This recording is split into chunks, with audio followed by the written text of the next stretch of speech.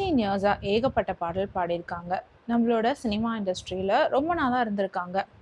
ஒரு பயங்கரமான இன்சிடென்ட். அதுக்கப்புறமா அவங்க எங்க போனாங்கன்னே தெரியல. என்ன ஆனாங்கன்னும் தெரியல. இவங்க தான் ஸ்வாகதா. ரீசென்ட்டா இவங்க ஒரு தனியார் யூடியூப் சேனலுக்கு இன்டர்வியூ குடுத்துருக்காங்க. அதுல அவங்க பல ஷாக்கிங் நியூஸ் சொல்லியிருக்காங்க. இவங்கள பார்க்கும்பொழுது பிக் பாஸ் மாயா ஞாபகம் வருதுல்ல? எஸ். இவங்க பிக் பாஸ் மாயாவோட சிஸ்டர் தான். இவங்க லைஃப்ல ஒரு பெரிய ட்ராமா. அது ஆனதுக்கு பிறகு தான் இந்த இண்டஸ்ட்ரியே வேணாம் அப்படின்னு சொல்லி விட்டுட்டு, ரிஷிகேஷ்ல போய் செட்டில் ஆயிருக்காங்க. அந்த பேட் எக்ஸ்பீரியன்ஸ்லேருந்தே இவங்கள மீட்டு கொண்டு வந்ததே அவங்களுடைய சிஸ்டரான மாயா தான் அப்படின்னு சொல்றாங்க.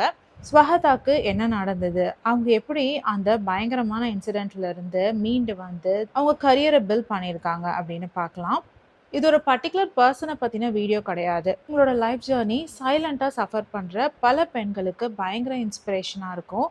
செக்ஷுவல் அபியூஸ் ஒண்ணு நடந்துருச்சுன்னா, அவ்வளதான் என் வாழ்க்கையே முடிஞ்சிருச்சு அப்படின்னு துவண்டு போற பல பெண்கள், அதுக்கு பதிலா தவறான முடிவுகள் எடுக்கும் பல பெண்களுக்கு உங்களுடைய வாழ்க்கை ஒரு முன் உதாரணமா இருக்கும். என்ன நடந்ததுன்னு விரிவா பார்க்கலாம் வாங்க.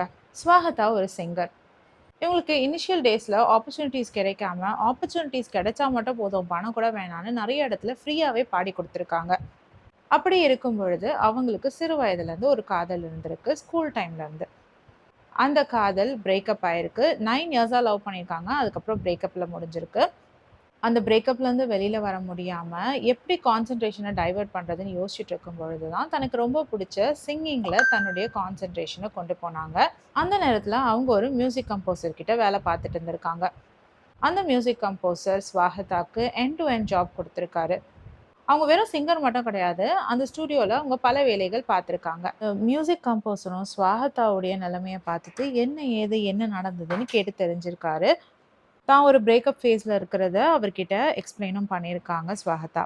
அதுக்கு பிறகு அந்த கம்போசர் தன்னுடைய ஃபேமிலியையும் இன்ட்ரோடியூஸ் பண்ணி விட்டுட்டு, அந்த கம்போசருடைய ஃபேமிலியுமே வந்து தன்னோட ஃபேமிலி மாதிரி நினைக்கிற மாதிரி, அவ்ளோ ஒரு க்ளோஸான பாண்டிங் வந்து உருவாக்கியிருக்காரு அந்த மியூசிக் கம்போசர். ஸோ, இப்போ ஆல்மோஸ்ட் வந்து இவங்க எல்லாருமே வந்து ஒரு ஃபேமிலி மாரி இருந்திருக்காங்க. அந்த மியூசிக் கம்போசரோட வைஃப், ஃபேமிலி மெம்பர்ஸ் எல்லாருமே ரொம்ப நெருக்கமானவங்களா ஆயிருக்காங்க ஸ்வாகதாக்கு. ஆல்ரெடி பிரேக்கப் இருக்குன்றபொழுது, இந்த ரிலேஷன்ஷிப் வந்து அவங்களுக்கு ரொம்ப இம்பார்ட்டன்ட்டா தோணியிருக்கு. அவங்க எல்லார்கிட்டயுமே நல்லா பழகி வந்திருக்காங்க. அண்ட் முக்கியமா அந்த மியூசிக் கம்போசர வந்து தனக்கு ஒரு காட் ஃபாதரா இல்ல மென்டாரா பார்த்துருக்காங்க. இது மட்டும் இல்லாம ஸ்வஹதா கிட்ட அந்த நேரத்துல தன்னுடைய பூர்வீக சொத்து வித்ததுக்கான பணம் வந்து இருந்ததாம். அந்த பணம் இருக்கு அப்படிங்கிற விஷயத்த இந்த மியூசிக் கம்போசர் கிட்ட சொன்னதுலருந்து, அந்த மியூசிக் கம்போசர் ஸ்வஹதா கிட்ட பஞ்சப்பாட்டு பாட ஆரம்பிச்சிருக்காரு. எனக்கு ஸ்டுடியோவ நடத்துறதுக்கு காசே இல்ல. ரெண்ட் பே பண்ண கூட காசு இல்ல. என்னோட ஒய்ஃப்க்கு ஐஃபோன் வாங்கி குடுக்கணும். அதுக்கு காசு இல்ல. அப்படி இப்படின்னு சொல்லிட்டு ஸ்வஹதா கிட்ட அப்பப்போ பணத்த கடனா வாங்குறதா சொல்லி, நான் இன்ட்ரெஸ்ட்டோட திருப்பி தரேன்னு சொல்லியிருக்காரு. இத நம்பி ஸ்வாகதாவும் நெறைய பணம் தந்ததா ஸ்வாகதாவே சொல்லியிருக்காங்க. அது லட்சங்கள் ஏன் கோடியில கூட போகும்னு ஒரு பேச்சுவாக்குல சொல்லியிருக்காங்க. அது எல்லாத்துக்குமே அவங்க கிட்ட ப்ரூஃப் இருக்கிறதாவும் சொல்லியிருக்காங்க. தன்னுடைய சம்பளத்தையும் ஒழுங்கா தரலையாம். இருந்தாலும் அந்த நேரத்துக்கு பணத்த விட வந்து ரிலேஷன்ஷிப் தான் முக்கியம் அப்படின்ற மாதிரி அவங்க வந்து அந்த பணத்த பத்தி எதுவுமே பேசாமலே இருந்திருக்காங்க. ஒரு நாள் அவங்கள மியூசிக் ஸ்டுடியோவுக்கு கூப்ட்டு சாங் பாடணும்னு சொல்லி அந்த ஸ்டுடியோ ரூம்குள்ள அழைச்சிட்டு போயிருக்காரு.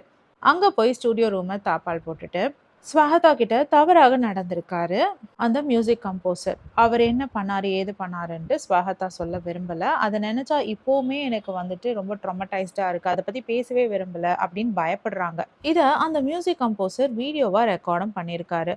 தான் அந்த நேரம் சின்ன பொண்ணு அப்படிங்கிறதுனால, கத்துறதுக்கு கூட வாய்ப்பில்ல. ஏன்னா கத்துனா கூட வந்து அந்த சவுண்ட் ப்ரூஃப் ரூம் அத தாண்டி வெளியில போகாது அப்படிங்கிற மாரி சொல்றாங்க. இது மட்டும் இல்லாம, இந்த விஷயம்லாம் பண்றதுக்கு கடவுள் தான் என் கனவுல வந்து சொன்னாரு அப்படின்னு ஒரு கேவலமான பொய்யையும் சொல்லியிருக்காரு அந்த மியூசிக் கம்போசர். அது மட்டும் இல்லாம, இத பத்தி நீ வெளிய சொன்னனா, நான் எடுத்து வச்சிருக்கிற இந்த ரெக்கார்ட அதாவது வீடியோ ரெக்கார்ட வந்து நான் எல்லாருக்குமே ஷேர் பண்ணிடுவேன். என் ஃப்ரெண்ட்ஸ்க்குலாம் காட்டிடுவேன். பிளாக்மெயில் பண்ணியிருக்கான் அந்த மியூசிக் டைரக்டர்.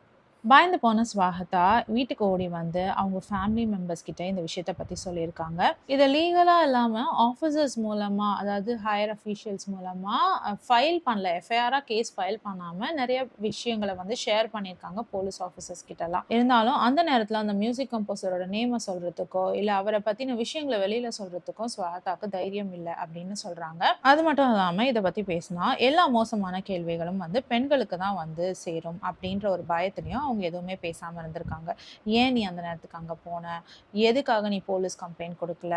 நீ ஃபேம் தேட ட்ரை பண்றியா? அப்படி இப்படின்னு நெறைய கேள்விகள் வரும். அப்படிங்கிற காரணத்துக்காகவே வந்து ஸ்வாகதா இந்த விஷயத்த வெளிய சொல்லாம இருந்திருக்காங்க. அந்த நேரத்துல ஸ்வாகதாவுடைய சிஸ்டரான பிக் பாஸ் மாயா அவர்கள் தான் ஸ்வாகதாக்கு ரொம்ப தைரியம் குடுத்திருக்காங்க. கூடவே இருந்திருக்காங்க. சாப்பாடு ஊட்டி விட்டு, இந்த எண்ணங்கள்ல இருந்து வெளிய வரணும்னு சொல்லிட்டு பல முயற்சிகள் எடுத்திருக்காங்க ஸ்வாகதாவுடைய சிஸ்டர் மாயா. இந்த சம்பவம் நடந்த பிறகு பல வாரங்களா ரூம விட்டே வெளியில வராம ஸ்வாகதா ரூம்லயே அடைஞ்சு கிடந்திருக்காங்களாம்.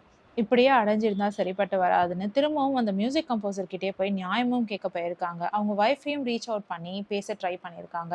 ஆனா ஸ்டுடியோலேருந்து சவுண்ட் கார்ட ஸ்வாகதா திருடிட்டதாவும், அந்த தப்ப மறைக்கிறதுக்காக தான் என் மேல இந்த மாதிரியான பழிகள போடுறாங்கன்னு அந்த மியூசிக் கம்போசர் எல்லார்கிட்டயும் சொல்லி வச்சிருக்காரு. அதை எல்லாருமும் நம்பியிருக்காங்க. அவங்க மனைவி உட்பட. இந்த மியூசிக் கம்போசர் ஸ்வாகதா கிட்ட மட்டும் இந்த மாரி நடந்துக்கலையாம். இந்த மாரி பல பெண்கள் கிட்ட நடந்திருக்கிறதா ஸ்வாகதா அவங்களே அவங்க இன்டர்வியூல சொல்லியிருக்காங்க. ஏன்னா பாதிக்கப்பட்ட பெண்கள் அவங்களுக்கு மெசேஜ் அனுப்பிச்சு, "நானும் இதே மாரி ஏமாற்றப்பட்டேன்" அப்படின்னு சொல்லிட்டு நெறைய கதைகள் சொல்லியிருக்காங்களாம். அவருடைய பேட்டர்னே இதானாம். ட்ரஸ்ட் பில்ட் பண்ணுவாராம், கேஷ் வாங்குவாராம், அவங்கள லாக் பண்ணுவாராம். அதுக்கப்புறம் அவங்ககிட்ட தப்பா நடந்துப்பாங்களாம். அத ரெக்கார்ட் பண்ணி வச்சுட்டு மிரட்டவும் செய்வாராம். இதனால நெறைய பெண்களுக்கு சூசைடல் தாட் வந்திருக்காம், அபார்ஷன் பண்ணியிருக்காங்களாம். இந்த மாரி நெறைய விஷயங்கள ஸ்வாகதா நெறைய ஷாக்கிங் நியூஸ சொல்றாங்க. ஆனா அந்த கம்போசர் நேம மட்டும் சொல்ல மறுக்கிறாங்க. இந்த சம்பவத்துக்கு பிறகு தான் ஸ்வாகதா மியூசிக் இண்டஸ்ட்ரியே வேணாம், சினி இண்டஸ்ட்ரியே வேணான்னு சொல்லிட்டு ரிஷிகேஷ்க்கு கிளம்பி வந்து, தனக்கான ஒரு புது வாழ்க்கைய ஏற்படுத்தியிருக்காங்க. அங்கருந்து அவங்கள ஹீல் பண்ணிக்கிட்டது மட்டும் இல்லாம, ஒரு துணி மேனுஃபேக்சரிங் கம்பெனியும் ஓப்பன் பண்ணியிருக்காங்க. தாவரங்கள கொண்டே இங்க்கும், டையும் தயாரிச்சு, அது மூலமா ட்ரெஸ்ஸு செஞ்சு, பல நாடுகளுக்கு அந்த ட்ரெஸ்ஸுகள ஏற்றுமதியும் பண்ணிக்கிட்டு இருக்காங்க. இது மூலமா பல கோடிகள வந்து அவங்க வருமானமா ஈட்டு கொண்டு வந்துட்டுருக்காங்க, அப்படின்ற மாரி அவங்களே சொல்றாங்க.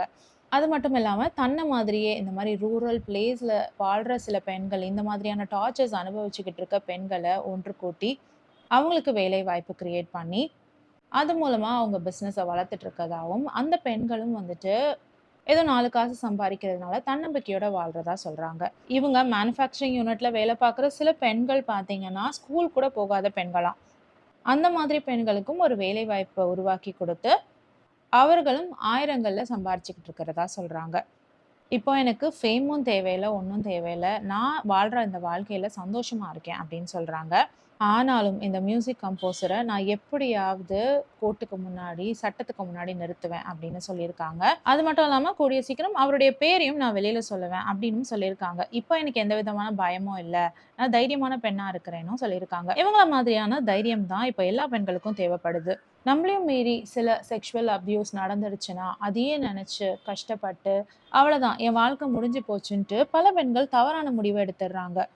அதையும் மீறி, இந்த மாதிரி நம்பளா நெனச்சு நடக்கல. அது நடந்துருச்சு. மண்ணுக்கு போற உடல் தான, பரவால்ல. அது என் வாழ்க்கையில நடந்த கேவலமான ஒரு எபிசோட். அத நான் தூக்கி போட்டுட்டு, அத மறந்துட்டு நான் வாழப் போறேன்னு முடிவெடுக்கணும். ரொம்ப கஷ்டம் தான், ஈஸி கிடையாது. ஆனா, நம்ப உயிர குடுக்குற அளவுக்கு அது வொர்த் கிடையாதுங்க. நமக்காக நம்முடைய மக்கள் இருக்காங்க. நம்ம அம்மா, அப்பா இருக்காங்க. நம்ம அக்கா, தங்கச்சி இருக்காங்க. அவங்களுக்காக நம்ம வாழணும் அப்படின்னு நம்ம நெனைக்கணும். ஸ்வாகதா அப்படி நெனச்சு துவண்டு போயிருந்தாங்கன்னா, அவங்க வாழ்க்கையில இவ்ளோ பெரிய மாற்றத்த அவங்களால கொண்டு வந்திருக்க முடியாது. பல பெண்களுக்கு அவங்க முன்னுதாரணமா இருக்காங்க. பல பெண்களுக்கு அவங்க வேலை வாய்ப்ப உருவாக்கி குடுத்திருக்காங்க. அவங்களால இப்ப பல குடும்பங்கள் சந்தோஷமா வாழ்ந்துகிட்டு இருக்குன்றது எவ்ளோ பெரிய விஷயம். இந்த சம்பவம் ஒரு பர்ட்டிகுலர் பெர்சன பத்தியே கிடையாது. இது நம்ம சொசைட்டில நடக்கிற பிக்கர் ரியாலிட்டின்னு சொல்லலாம். வொர்க் பிளேஸ்ல நம்ம சேஃபா இருக்கணும். ஆனா, எல்லா பெண்களுக்கும் அது சேஃபா இருக்கா? அப்படின்னு சொல்லி யோசிச்சு பார்த்தா இல்ல. சில பேர் ஜாப் ரெஸ்பான்சிபிலிட்டி, கரியர்ன்னு சொல்லி உள்ள நடக்கிற விஷயத்த வாயே தொறக்காம எல்லாத்தையும் டாலரேட் பண்ணிட்டு போயிட்டுருப்பாங்க. பவர்ல இருக்கவங்க தன்னோட பவர மிஸ்யூஸ் பண்ணா, இந்த சைட்ல ஆப்போசிட் சைட்ல இருக்கிற பெண்களுக்கு நோ சொல்ல ரொம்ப பயமா இருக்கும். கரியர் போயிடும்னு பயம், நேம் ஸ்பாயில் ஆகும்னு பயம். அதனால தான் நெறையா பெண்கள் பேசவே மாட்டாங்க. இத பத்தி பேசுனா ப்ரூஃப் எங்கன்னு கேட்பாங்க. ப்ரூஃப் இல்லன்னு சொன்னா, அப்ப ஏன் பேசுறீங்கன்னு சொல்வாங்க. நம்ம சொசைட்டில ஒரு ப்ராப்ளம் இருக்கு. விக்டிம் பேசினா, அவங்கள தான் நம்ம கொஸ்டின் பண்ணுவோம். "நீங்க ஏன் தப்பிச்சு ஓடல? நீங்க ஏன் கம்ப்ளைண்ட் குடுக்கலன்னு?" அப்படி பல கேள்விகள் வரும். ஆனா, அந்த இடத்துல இருந்தவங்களுக்கு, அந்த இடத்துல, அந்த நேரத்துல, அந்த சிச்சுவேஷன ஃபேஸ் பண்ணவங்களுக்கு தான் உண்மை என்னன்னு தெரியும். ஆனா, இங்க தான் ஒரு முக்கியமான விஷயம் இருக்கு. லைஃப் இங்கேயே முடிஞ்சிரல. நீங்க கடந்து வந்தது லைஃப்ல ஒரு ஃபேஸ் தான். அந்த பக்கத்த கிழிச்சு போட்டுட்டு, புது பக்கத்த ஆரம்பிக்கலாம். லைஃப ரீபில்ட் பண்ணலாம். ரீஸ்டார்ட் பண்ணலாம். ஸ்ட்ராங்கா திரும்பி வரலாம். நம்ம ஸ்வாகத்தா மாதிரி. சில விஷயங்கள வாய திறந்து சொல்ல பயமா இருக்கலாம். ஆனா, ஹீல் ஆகுறதுக்கு பயப்படாதீங்க. சப்போர்ட் சிஸ்டம் தேடுங்க. உங்களுக்கு புடிச்சவங்க கிட்ட, உங்களுக்கு நம்பிக்கை உள்ளவர்கள் கிட்ட உங்கள பத்தி பேசுங்க. ஒரு சின்ன கான்வர்சேஷன் லைஃப சேஞ்ச் பண்ணும். லைஃப சேவ் பண்ணும். எல்லாத்த விட இந்த மாதிரி நடக்கிறவங்கள பார்த்து நம்ம ஜட்ஜ் பண்ணாம, அவங்களுக்கு சப்போர்ட்டிவாவும், இந்த மாதிரி விஷயங்கள் நடக்காம இருக்கிறதுக்கு என்ன பண்ணலான்னு யோசிக்கிறது மூலமாவும், அது மட்டும் இல்லாம, "உன்ன பார்த்தா பாவமா இருக்கு" அப்படின்னு சொல்றதுக்கு பதிலா, "என்னால உன்ன புரிஞ்சுக்க முடியுது. உன் கூட எப்பவுமே நாங்க இருப்போம்" அப்படின்னு சொல்லி சப்போர்ட் பண்ணுங்க. இந்த சிம்பத்திய விட அவங்களுக்கு எம்பத்திய குடுங்க. அது கண்டிப்பா அவங்களோட லைஃப சேஞ்ச் பண்ணும். இத நம்ம செஞ்சோம்னா தான் இந்த மாதிரியான நிகழ்வுகள் கம்மியாகும். வேறொரு வீடியோல திரும்பி மீட் பண்ணலாம். Until then, it's bye from Jemima. Take care.